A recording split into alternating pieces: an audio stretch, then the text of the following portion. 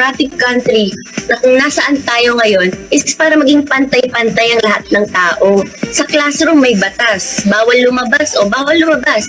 Pero pag sinabing nag-comply ka na bawal lumabas, pero may ginawa ka sa pinagbabawal nila, inayos mo yung law ng classroom nyo at sinabmit mo ulit, ay pwede na pala ikaw lumabas. Mr.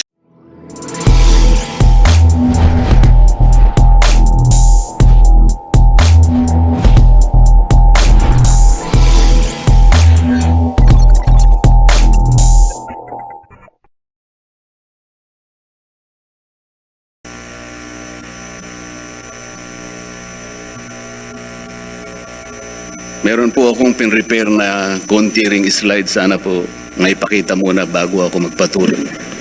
Pwede po, Deputy Speaker Marcoleta. Law, ibig sabihin batas. So kaya ginawa ang batas sa isang democratic country na kung nasaan tayo ngayon is para maging pantay-pantay ang lahat ng tao. Sa classroom may batas, bawal lumabas o bawal lumabas. Pero pag sinabing nag-comply ka na bawal lumabas, pero may ginawa ka sa pinagbabawal nila, inayos mo yung law ng classroom nyo at sinabmit mo ulit, ay pwede na pala ikaw lumabas. Mr. Speaker, No. my distinguished colleagues, hindi po nag-comply sa batas ang abscbn, kaya hindi po sila pwedeng lumabas at magpalabas. Those opposing the franchise application of abscbn will show with clear and convincing evidence that abscbn did not comply with the terms and conditions of its franchise as well as our laws and the Constitution. In fact, they will show in the succeeding hearings of the Committee on Legislative Franchises that abscbn deliberately and with impunity violated the conditions of its legislative franchise and more so of our laws and the Constitution. Matagal na po kasi ang mga aligasyong ito. Hindi mamatay-matay, lumulutang sa internet, nasa labi ng mga Pilipino. Hindi seryosong binigyan ng pansin. Bakit po? Tikom ang bibig ng may kakayahang magsiwalat nito dahil takot sa maimpluwensyang network na kayang sirain ng tao, kandidato man o hindi. Salamat at ganap na nanindigan si Speaker Alan Peter Cayetano at hindi inalintana ang mga tuligsa sa kanya at pinayagan niya na magkaroon ng patas, bukas at malawak ang pagdinig sa mga aligasyong ito katulad ng nagaganap sa araw na ito. Ang banggit nga po sa John 8:32 ay ganito, "And you will know the truth, and the truth will set you free." Violation of the Constitution. Number 1, franchise is longer than 50 years. Hindi na po dapat payagan itong pagre-renew ng prangkisa ng abscbn. Dapat na pong isara ang pinto para sa kanila. Bakit po? Because the abscbn has been using the airwaves for more than 50 years. 53 years today, to be exact. Our Constitution says that Congress can grant a franchise of up to 50 years only. Taong 1957, nang makuha ni Don Eugenio Lopez Sr., may-ari ng Chronicle Broadcasting Network o CBN, ang Alto Broadcasting System o ABS. Simula po noong 1967 ay naging ABS-CBN na po ang tawag dito dahil sa merger ng ABS at CBN. Kung susumahin po natin ang prangkisa nito simula noong 1967, ay 53 taon na po itong gumagamit ng airwaves magpahanggang ngayon. 63 years naman po kung susumahin natin mula po ng pagkakakuha ng CBN sa ABS noong 1957. The Committee on Legislative Franchises should not allow itself to be used by ABS-CBN to to again circumvent the Constitution and violate the categorical 50-year limitation imposed on franchises. Hindi na po dapat buhayin muli ng Kongreso ang prangkisa ng ABS-CBN sapagkat ayon po sa ating saligang batas, ang buhay ng prangkisa ay hindi dapat lumampas ng 50 taon. EDSA Revolution. Siguro po may mga ngatwiran na sasabihin ng ganito. Isinara naman nung martial law ang ABS-CBN. Di po ba? Dapat huwag bilangin ang panahon na yon. Tanggapin po natin sandali na isinara nga ang ABS-CBN simula Setyembre 23, 1972 pagkatapos na ideklara ang martial law. Pero hindi po ba nagbukas din ito agad matapos na ito ay mabawing muli ng pamilya Lopez noong EDSA Revolution? Hindi ba't kulang-kulang 13 taon din po ang namagitan na panahon? So let's assume that we subtract 13 years from the 63 years that ABS-CBN has been in operation starting 1957 when CBN acquired ABS. Hindi ba't 50 taon din po ang magiging resulta? Ibig pong sabihin, tapos na at paso na pa rin ang prangkisa ng ABS-CBN with or without martial law. Hindi ba't sobra-sobra pa rin ito at lalabag pa rin sa ating saligang batas? Naging palasak nga noong panahon ng martial law ang kantsaw na tama na, sobra na. Subalit ang mahalagang tanong po ng taong bayan na hindi pa nasasagot magpahanggang ngayon ay kung paano biglang nabawi ng mga Lopez ang ABS-CBN mula sa pag-aari ng gobyerno pagkatapos maitalaga ang Cory administration. Sinulatan po noon ni dating Senador Lorenzo Tanyada ang Presidential Commission on Good Government na isoli na sa mga Lopez ang ABS-CBN kahit may arbitration pang nagaganap sa pagitan ng pamahalaan at ABS-CBN. Na i-turn over po agad ang istasyon ng ABS-CBN sa mga Lopez sa kabila ng wala pang pagtukoy sa tunay na pagmeme-ari nito ayon sa kautusan sa Board of Administrators na binuo sa Letter of Instruction number 1 ni Pangulong Cory Aquino. Sa ngayon po ay wala man lang mailabas na papeles tungkol dito ang PCGG. Nagbayad po ba ang ABS-CBN sa Administrasyong Cory Aquino? Nag-public bidding po ba? Bakit tila ura-urada at habang magulo pa ang lahat dahil katatapos lang ng EDSA Revolution ay biglang napasakamay na muli ng mga Lopez ang ABS-CBN? Nakabatay po ba ito sa batas? Hindi po ba dapat sagutin ng ABS-CBN ang mga tanong na ito upang mapanagot po ang dapat na managot kung meron man? Foreign ownership. Puntahan naman po natin ang muling pagbubukas ng ABS-CBN noong 1986. Pati po kasi noong panahon yon ay may paglabag na rin sa ating saligang batas. Ano po kaya yon? Dahil Amerikano at hindi Pilipino ang may-ari at namahala sa ABS-CBN na mariing ipinagbabawal ng saligang batas. Congress should deny the franchise application of ABS-CBN for its clear violation of the Constitution, requiring 100% Filipino ownership and management of mass media companies. ABS-CBN's former president, Mr. Eugenio Gaby Lopez III, was an American citizen when he took the helm of the company in 1986 as director, then president, and then chairman in the later years. It was only in 2000 that he petitioned for recognition of Filipino citizenship and was issued a certificate of recognition as a Filipino citizen in 2002. At kahit sabihin po nating wala na ngayon sa management ng ABS-CBN si Ginoong Gaby Lopez, nagpatuloy pa rin ba sa paglabag sa saligang batas ang ABS-CBN? Opo. Dahil magpahanggang ngayon ay nagbebenta pa po sila sa mga banyaga, mga hindi Pilipino, ng pag-aari o ownership rights ng ABS-CBN. Through an intricate web of corporate layering, ABS-CBN lets non-Filipinos to own its common shares through the issuance of Philippine Depositary Receipts o PDRs. In September 1999, the ABS-CBN Holdings Corporation offered 132 million Philippine depositary receipts underlying the 132 million common shares of ABS-CBN. Immediately prior to the closing of the PDR's offering, Lopez Incorporated, the main stockholder of ABS-CBN Corporation, transferred 132 million ABS-CBN shares to ABS-CBN Holding Corporation, its alter ego.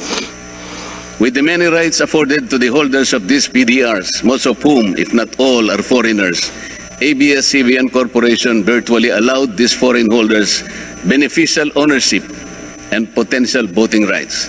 This is a circumvention of the strict foreign equity restriction imposed by the Constitution on mass media companies.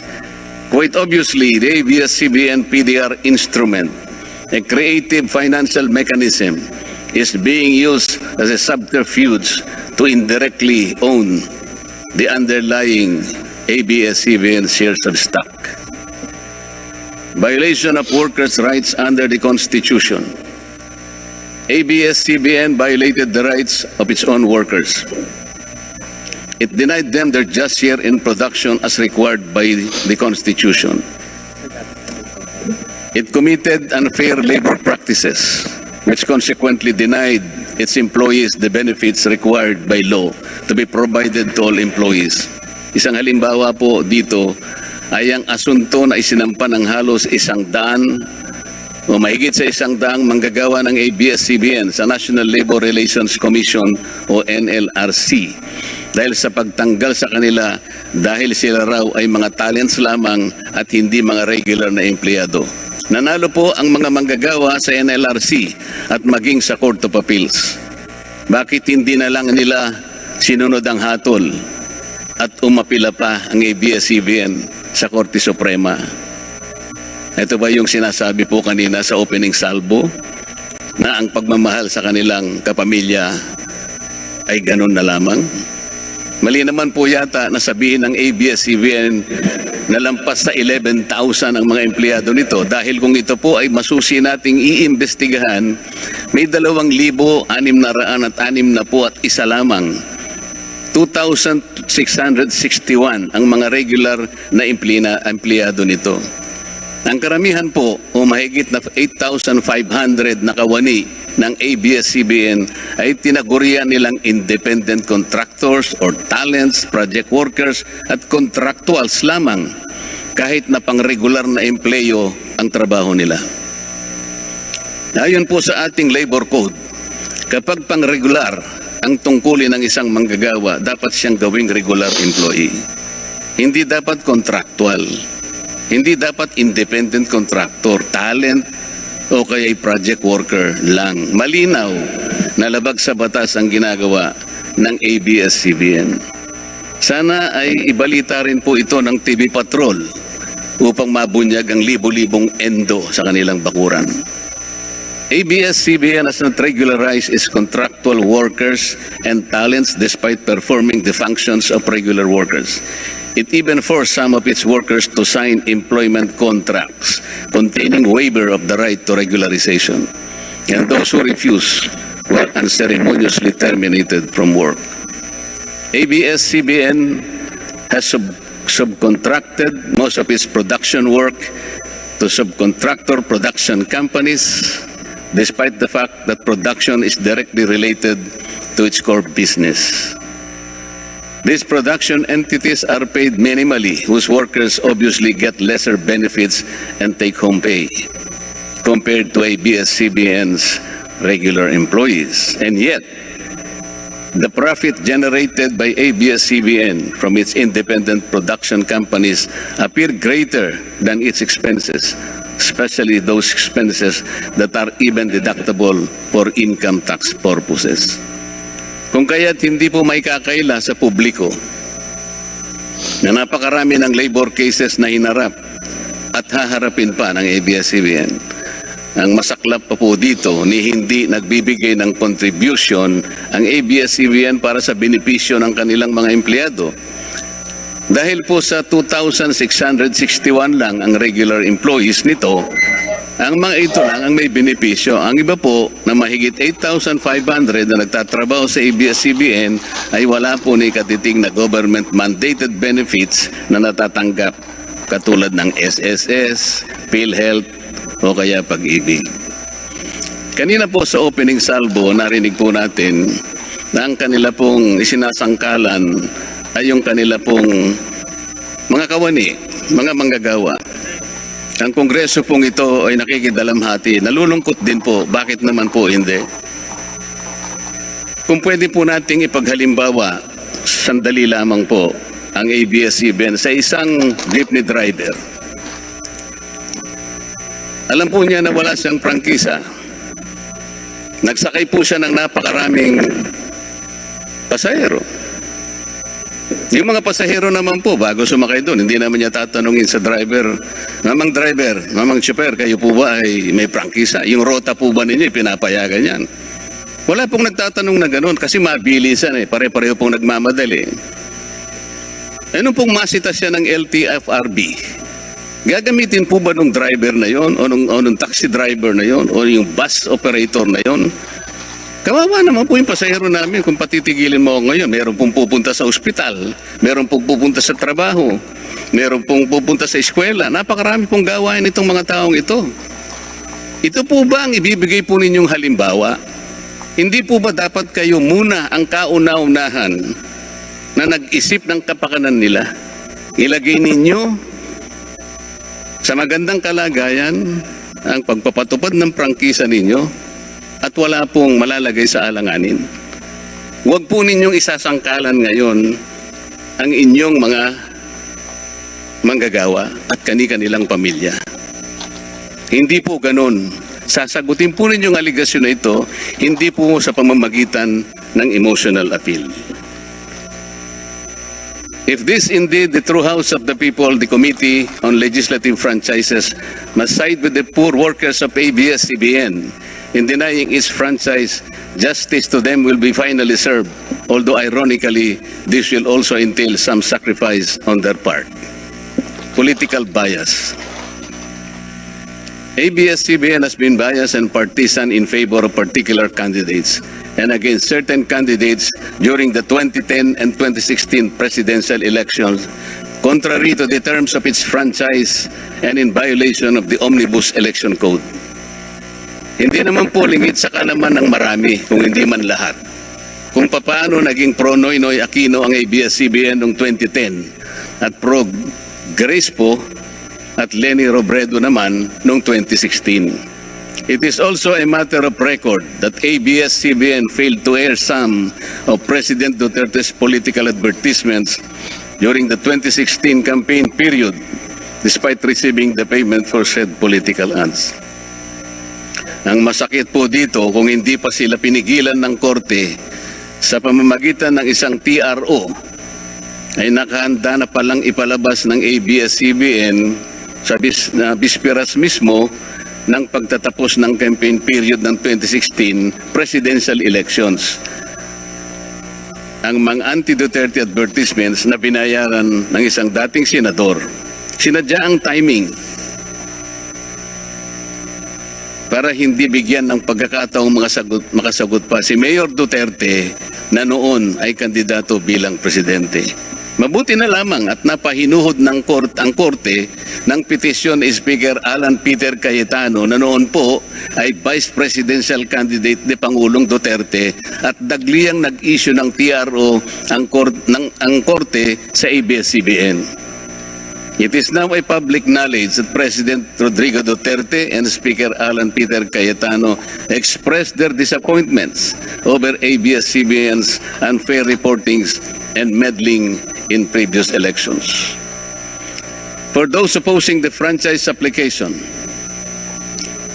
hindi na po dapat payagan ng ABS-CBN na muling pakialaman ang politika sa ating bansa. Panahon na para ang taong bayan ang pumili ng mga namumuno na gusto nila at hindi ang napipisil ng ABS-CBN. Paalala lang po sa ABS-CBN, you are a broadcasting company, not a political kingmaker. Either you play ball or you play fair. Multiple channels in one franchise. Mga kababayan, inabuso po ng ABS-CBN ang kanilang prangkisa. Sa hindi nila may paliwanag na dahilan o maaari namang sinadya na gamitin ang kanyang prangkisa para sa isang channel lamang, pero gumamit pa ng ibang prangkisa ng telekomunikasyon na hindi naman pang broadcast upang mas kumita at makapagbenta sa pamamagitan ng maraming channels. ABS-CBN violated the terms and conditions of its franchise by offering its TV Plus boxes for a one-time fee but using the free-to-air signal authorized in the franchise granted by Congress at no cost to ABS-CBN. Tubong lugaw, ika nga.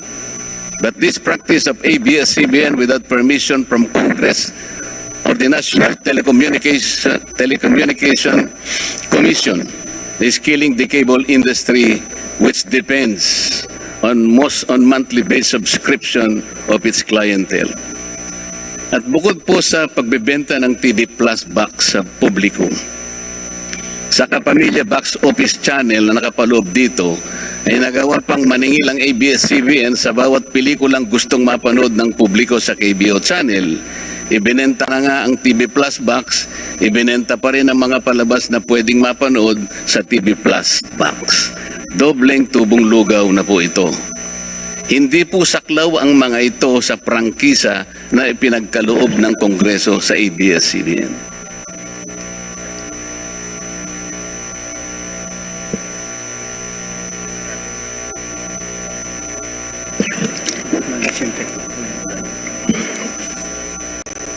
ABS-CBN, contrary to the terms and conditions of its franchise, operated this pay-per-view channel, otherwise known as the Kapamilya Box Office or KBO, without a valid permit from the NTC. And despite NTC's order to refrain from operating a PPB until the issuance of an appropriate guideline for the same, ABS-CBN continued its operation until the expiration of its franchise on May 4, 2020. Tax evasion. ABS-CBN also violated the terms and conditions of its franchise by engaging in tax avoidance schemes, which deprived the government of the much-needed revenue.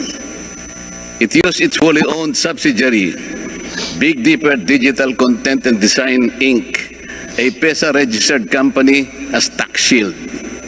Its main customer is ABS-CBN Hungary. And because of this unconscionable tax avoidance scheme, ABS-CBN alleged effective tax rate in 2018 was at negative 5%. This means that ABS-CBN managed to avoid paying taxes in 2018.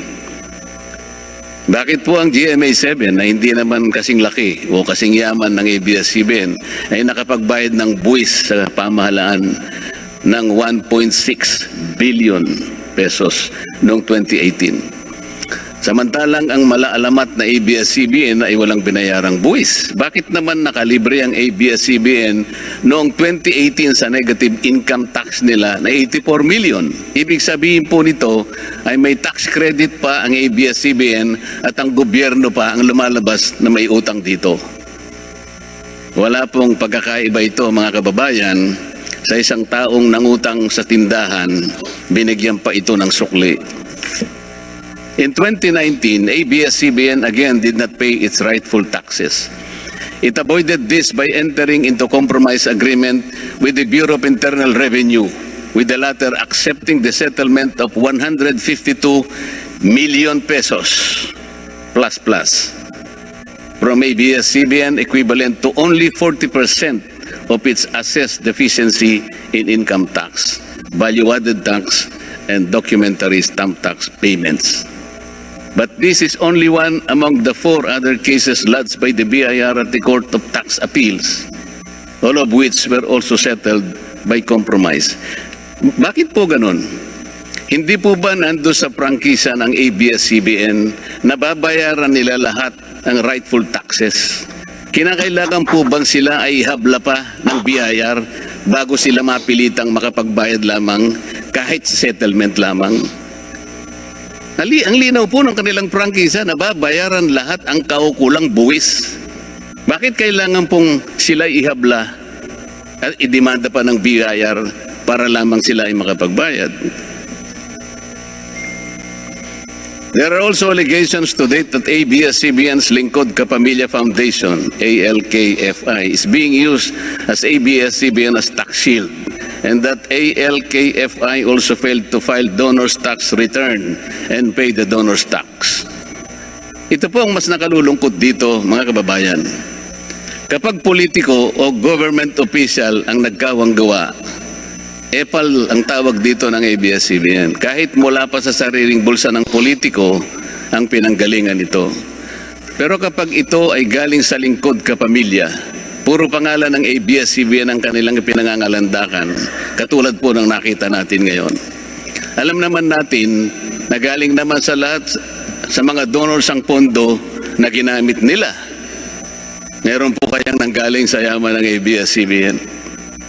Di baling ang pantulong ng ABS-CBN ay galing sa donasyon ng ibang tao. Di baling ang perang pantulong ay mula sa tax avoidance ng kumpanya. Ang mahalaga ay mapalabas nila sa pamamagitan ng sa mamamayan, katulad po ng nakita natin ngayon na napakabuti at napakabait ng ABS-CBN.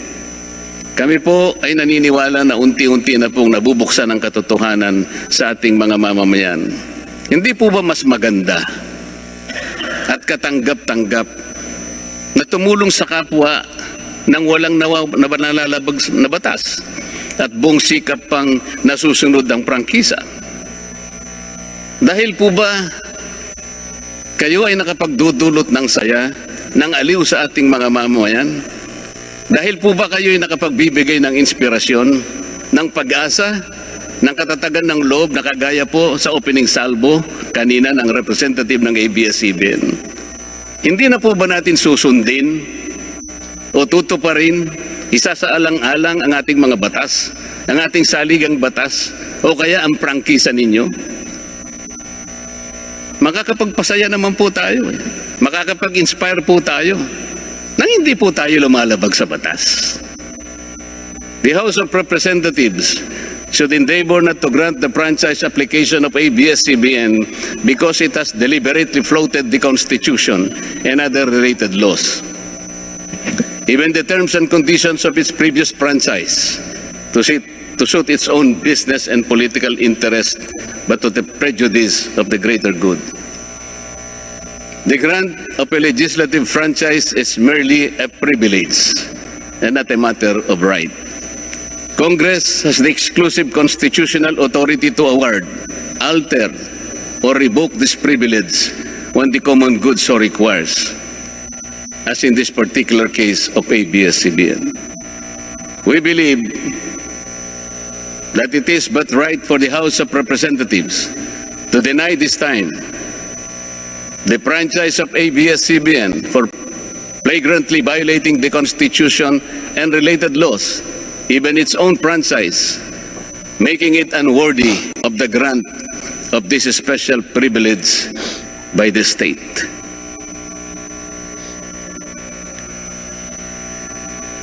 Alam mo kung sino lang ang pinakamatinding magiging kalaban ni Ricardo? Sino? Nako, kabahan ka kay si Ricardo. Ang pinakakalaban ni Ricardo. Sino? Feeling ko si Kiboloy. Yung nagpahinto ng lindol. Si Kiboloy lang ang magpapahinto ng probinsyano. Abangan nyo yan. Oh.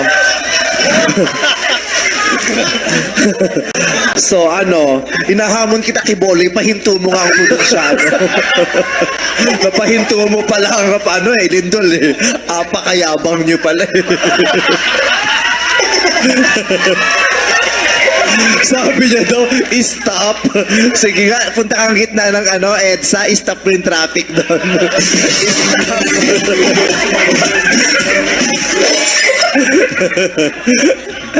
Iba ka, Kiboloy.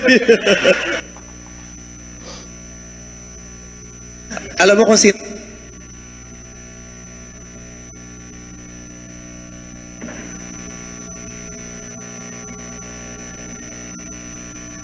Kailan mo ba gustong mapa-stop ang probinsyano? Ikaw, pwede ka. Kailan mo gustong i-stop? 1 buwan, 2 buwan, 3 buwan, 4 na buwan? Ikaw. Baka sa 4 na buwan, hindi lang yung probinsyano may stop. Baka pati yung network mo, stop na yan. Mr. Speaker, ABS-CBN posed the challenge. Obviously, the challenge was accepted. There is no reason to complain. Maraming salamat po. Maraming salamat, DS Marcoleta. We now recognize